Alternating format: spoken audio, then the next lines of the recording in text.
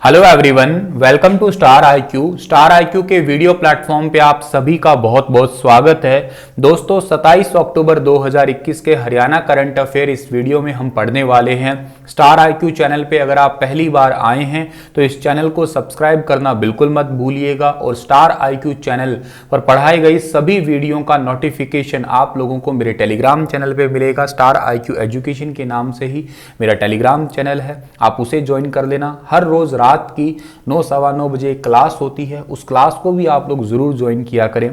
दोस्तों अगर आप मुझसे पढ़ना चाहते हो अनअकैडमी पे तो आप डिस्क्रिप्शन बॉक्स में दिए गए मेरे प्रोफाइल लिंक पे क्लिक कीजिएगा, मुझे अनअकैडमी पे फॉलो कीजिएगा और मेरी हर क्लास फ्री में देखने के लिए आप लोग मेरा अनलॉक कोड है स्टार आईक्यू, इस कोड का इस्तेमाल अवश्य करें।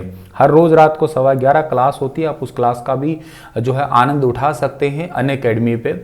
और दोस्तों स्टार आईक्यू कोड यूज करने से आप लोगों को 10% का डिस्काउंट भी मिलेगा, तो आप लोग जो है ना 10% का डिस्काउंट पा सकते हैं अगर कोई भी कोर्स आपको परचेज करना हो तो। हर संडे अनअकैडमी पे कॉम्बैक टेस्ट होता है, स्कॉलरशिप टेस्ट होता है, दोपहर 12 बजे होता है। इसमें 1 करोड़ रुपए तक की स्कॉलरशिप जीत सकते हो। इनवाइट कोड आपको इस्तेमाल करना है, इसमें भी स्टार आईक्यू। दोस्तों कल आपसे सवाल किया, उसका सही जवाब क्या होगा? हरियाणा में 2021-22 में 2800 हेक्टेयर जमीन पर कितने टन झींगा उत्पादन का लक्ष्य रखा गया है? इस सवाल का सही आंसर था 7000 टन। आज का पहला सवाल क्या है कि अमृत महोत्सव के उपलक्ष्य में हरियाणा विधानसभा द्वारा किस विषय पर विधानसभा के विशेष स्तर का आयोजन किया जाएगा? दोस्तों आप सभी को ये बात तो बहुत अच्छे से पता है कि इस बार भारत के अंदर अमृत महोत्सव या आज़ादी का अमृत महोत्सव मनाया जा रहा है। ये केवल ना हरियाणा में है बल्कि पूरा भारत ही इसे मना रहा है। और अमृत महोत्सव के उपलक्ष्य में हरियाणा विधानसभा के द्वारा जो है एक विधानसभा का विशेष सेशन जो है ना, एक आपका स्पेशल सेशन ऑर्गेनाइज किया गया है। और इसका थीम आपसे पूछा है, तो इसका थीम प्यारे बच्चों क्या है?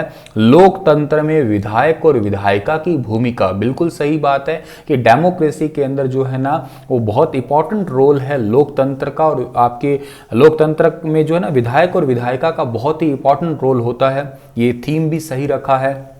दूसरा जो थीम है वो ये है कि सार्वजनिक धन का सदुपयोग और जवाबदेही, यूटिलाइजेशन है पब्लिक फंड का, किस तरीके से यूटिलाइजेशन होता है और के साथ में उसके यूटिलाइजेशन होने के साथ साथ जो है ना कितना खर्चा कहाँ पे लगा, इसकी जवाबदेही। जैसे हरियाणा में एक डिपार्टमेंट है, हरियाणा आपका लोकहित डिपार्टमेंट।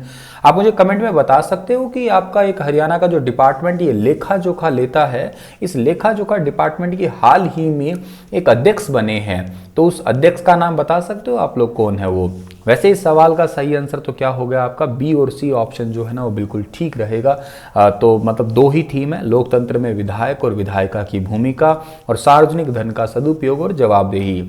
आपको बता देता हूं कि इस जो आपका विशेष सेशन का उद्घाटन जो है ना वो करेंगे हमारे भारत के उपराष्ट्रपति और राज्यसभा के सभापति श्रीमान एम वेंकैया नायडू करेंगे। दो थीम आपको मैंने बता दिए हैं, ये याद रखने हैं आप लोगों को, ठीक है। आपको पता ही है कि आज़ादी का अमृत महोत्सव चल ही रहा है और इस अमृत महोत्सव पे उन व्यक्तियों को भी याद किया जाएगा जिन्होंने इस आज़ादी को हमें प्राप्त करवाया, आज़ादी हमें दिलवाई, यानी कि वीर स्वतंत्रता सेनानी।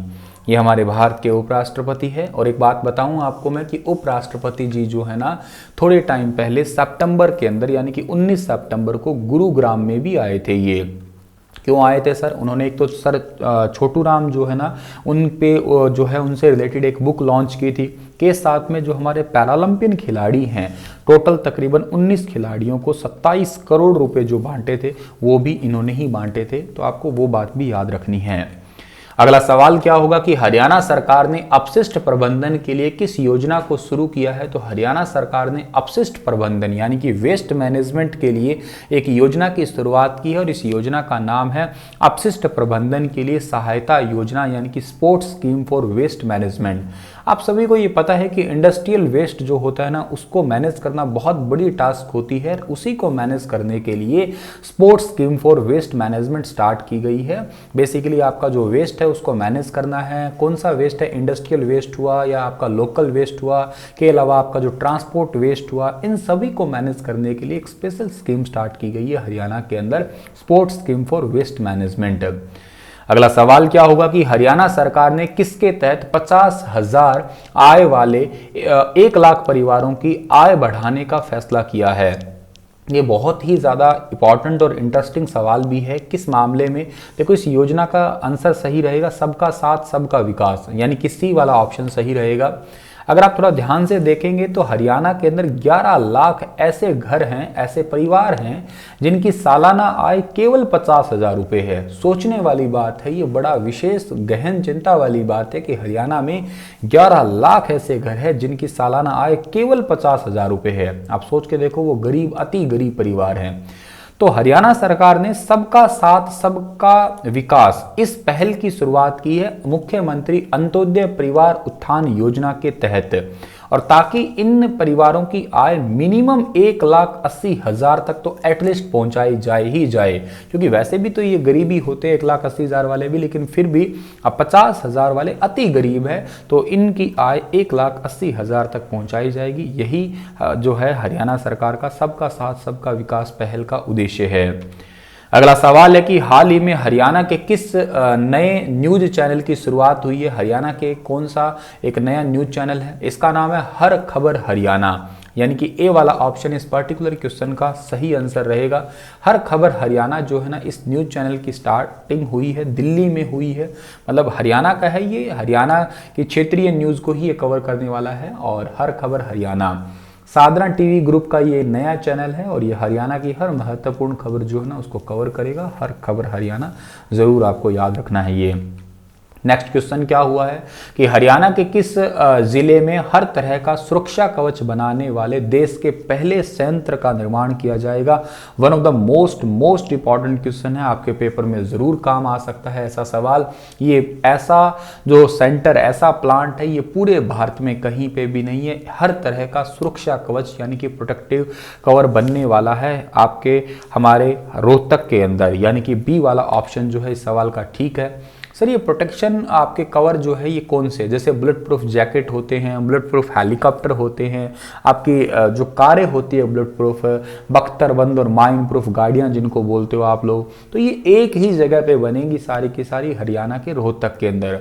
ये देश का ऐसा पहला ही प्लांट होगा जहाँ पे हर तरह का सुरक्षा कवच बनने वाला है। और आपको बता देता हूँ कि भाभा परमाणु अनुसंधान केंद्र की टेक्नोलॉजी पे सबसे ज़्यादा भाभा कवच, जिसको बुलेट प्रूफ जैकेट कहते हैं, वो बनने वाले हैं। तकरीबन 15,000 भाभा जैकेट, बहुत इंपॉर्टेंट बात है ये। और 25 हेलीकॉप्टर, 100 बख्तरबंद गाड़ियां ये बनने वाले हैं। और के अलावा पुलिस वालों के लिए हेलमेट है, पटके है, ये भी बनने वाले हैं। वैसे इसकी शुरुआत जो है ना वो केंद्रीय रक्षा मंत्री राजनाथ सिंह जी करने वाले हैं, दिसंबर से करेंगे। आज़ादी का अमृत महोत्सव के तहत ही इसका उद्घाटन होने वाला है। मिश्र धातु निगम के तहत ये सेंटर पड़ेगा, ये भी याद रखना। और इसको चुना क्यों गया? क्योंकि ये दिल्ली के बहुत करीब है, तो करके कभी इमरजेंसी में मतलब हमें हथियारों की जरूरत पड़ती है, सैन्य बलों को जरूरत पड़ती है, तो उनको आपूर्ति आसानी से करवाया जा सके इस जगह से, तो करके इसको चुना गया है। तो अच्छा और बहुत महत्वपूर्ण सवाल है। आपको मैं रोहतक जिले से ही 1 साल पीछे लेके जाता हूं। साल 2020 में यहाँ रोहतक की एक कंपनी है जिसका नाम है एरो फास्टनर कंपनी। वो कंपनी को चुना गया था, उसका टाई अप हुआ था कौन से किस संस्था के साथ में? उसका टाई अप हुआ था नासा के साथ में। अमेरिका की स्पेस एजेंसी नासा के साथ में टाई अप हुआ था, किस लिए? नट बोल्ट बनाने के लिए। तो वो भी बहुत इंपॉर्टेंट है। वो arrow fastener company Jasmer Lather की कंपनी है और रोहतक की कंपनी है वो। तो ये बातें भी आप लोग पहचाने रखिएगा या याद करे रखिएगा।